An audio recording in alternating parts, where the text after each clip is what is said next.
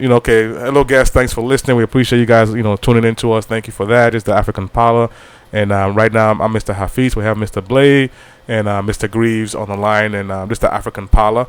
Men coming together and discussing issues and solutions that concerns you and us. And today we're discussing, the first segment we're talking about is, why did you come to America?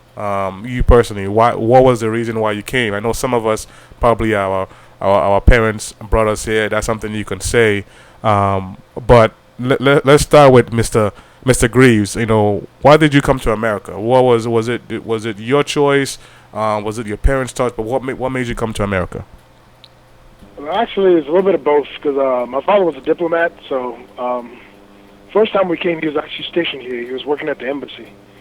So we came because he was working here, and what happened was, because I never really lived anywhere, when they took me back, I have like one brother, 4 sisters, and I never really had lived in Africa for a while. So after his posting, we actually went back, and basically came back here because I was finished with college and everything, and I was trying to figure out what I wanted to do, and I really just wanted to learn how to build my own business.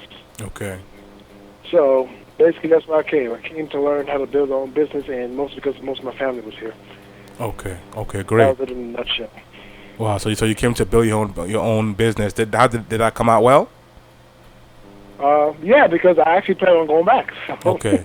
Okay, yeah, great. I mean, I was never, like, some people come and they plan to live here for the rest of their life. That was never my intention. Right. My intention was always be to come and learn, and I've learned a lot, and I've got a lot of contacts, and I've always had the intention that I'm going to take everything I learned and take it back. Wow, amazing! That is such a great thing. Yeah, that is great, and definitely come and learn and take it back. Mr. Blay, what was the reason why you came to America, sir? Well, I came to America because I was lied to. I was told that America was a beautiful place. There's no stress. Everything is just great. Saying all your expectations can be met.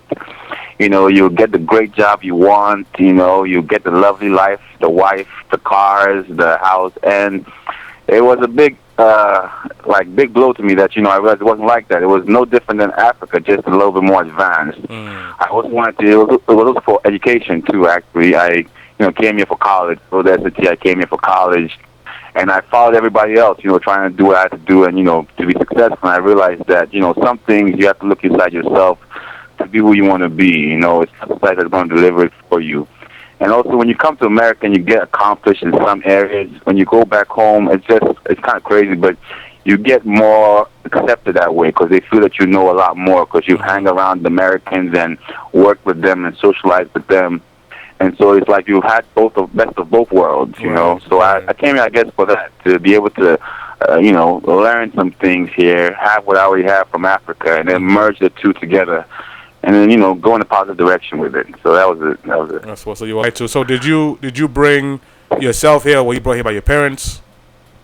Well, my mother, got me, flew me out here and everything, all that stuff. But, I wrote that, I got accepted into Morehouse, so I got to come to college here, and I came through, my mother lived in Liberia for a long time, so I got naturalized in Liberia as a Liberian. So I came here as a refugee. That's how I actually came to America. Wow, okay. Oh, so you definitely have a story to tell in regards to refugees. So you believe you were lied to. That's something we got to touch on. And when I say lied, so I'm just saying, when you watch the movies in Africa, you have a whole different opinion. Of course, you think that everything is it's not as hard as it is in America. But if you have ghettos over here, it's no different. It's actually, I think, worse. Right. Kids getting people getting murdered, kids getting molested.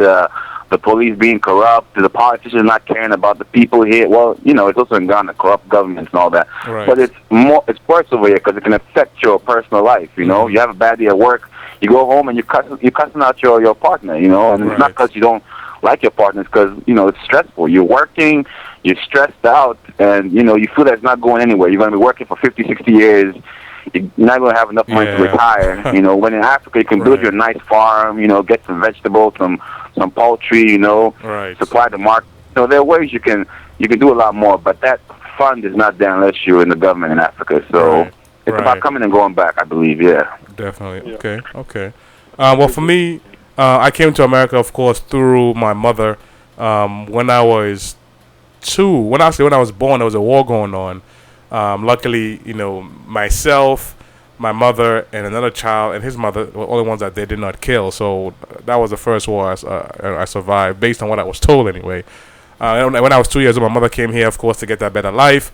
And I was a real sick child. I had asthma and so on and so forth. So me being her only child and her son, she brought me here when I was 9 years old, and I came here and jumped into the American life. Went to ESL classes and the language and so on and so forth. And it was hard, of course. We all know how that is, growing up as a 9-year-old.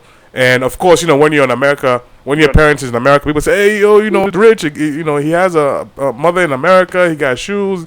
It was nothing like that, So, but being in Africa, you're thinking, "Oh, America," like Mr. Blaze said, "America is this, America is that." Is what you see, what you hear, But my story, that was why I came. I was brought here by my mom for a better life, for education, because America was so called a place to be. Not knowing that Africa is a place to be. We just have to, things around. So, but that's it here, and we're moving forward, and hopefully we can do what we're doing and take it back home. Okay, great. So, Mr. Blay, you go ahead. Can I say something real quick? Yeah, sure. Before I get. Okay. I want to say I completely also have a lot of respect for you, Mr. Hafiz and Mr. Greaves, man, because the stuff that you guys are actually involved in, it's kind of like not the normal thing for Africans, Right. A lot of Africans come to America to be doctors, lawyers, politicians, all that stuff and everything, but right. It's kind of like, you've taken a big risk. I know a lot of you have had, like, upsets and rejections and bad things, and you've still stayed your course, and you've all both made a name for yourselves, so right. I respect that and I appreciate that. But anyway, I just wanted to say that real quick. Oh yeah, definitely, and I appreciate both of you, because that's why when I met you, that and I was like, these guys, are going above and beyond, because it's beyond the normal, trying to build something from the beginning, and then actually seeing it working and just going through the struggle with the your people and other people, but yeah, you still continue to do it. So that's why I was able to have. Definitely want you guys to be friends with you and have this show, because I know the talents and the skills and the intellectuals both of you guys have. So I'm definitely happy that I met you guys as well. So thank you for that also. Mr. Blay, why don't you go ahead and lead the second segment? What do you think America offers Africans? Segment, what do you think America offers to Africans? And what I can say is a bigger opportunity to do a lot more things. I guess education. I mean, there is education in Africa, and I would say good jobs, a good life. Probably a different. I guess also America has to also offer you diversity, because, like you said about the gay thing, like there weren't that many. I had no idea there was gay people in Africa. Now I know they are, but more hitting. And then in America, I guess you have to accept them. If you don't accept the gay people in this country, I hear they will shut you down, whatever you're doing. Yes. Because they're a powerful army here. And a lot of you get to learn a lot more from different cultures. So that's what I think America. So I would also then go ahead and ask Mr. Hafiz what you feel America has to offer Africans. If you guys, know me, listen to the radio, I'm very, very pro-African. Very, very... I'm not a politician, but I'm political, because I think, even today I was talking to Ms. Judy about, the African men and the African people being America, because America was started, from Africans' backs. They actually left the European countries, went all the way to Africa, grabbed Africans, brought them here, and made them build and forced them to build this, what country we call great country. So I think that we have a lot of opportunity, but I also think that America cannot move forward without Africans. I say this because we as Africans built America, number one. Secondly, we as Africans were the one who started with all these odd jobs, working at McDonald's, janitors and all that stuff. And now we don't want to do that, but we have the opportunity to do that. But more importantly, we have the ability to help our people back home. What I mean by this is, if we step up, like if we see something wrong that's going on in America for Africans, let's say right now you see the Mexicans in Arizona, right? They're having issues with immigration. They're stepping up. They're making signs. They're walking. They're doing what they gotta do. If Africans do that,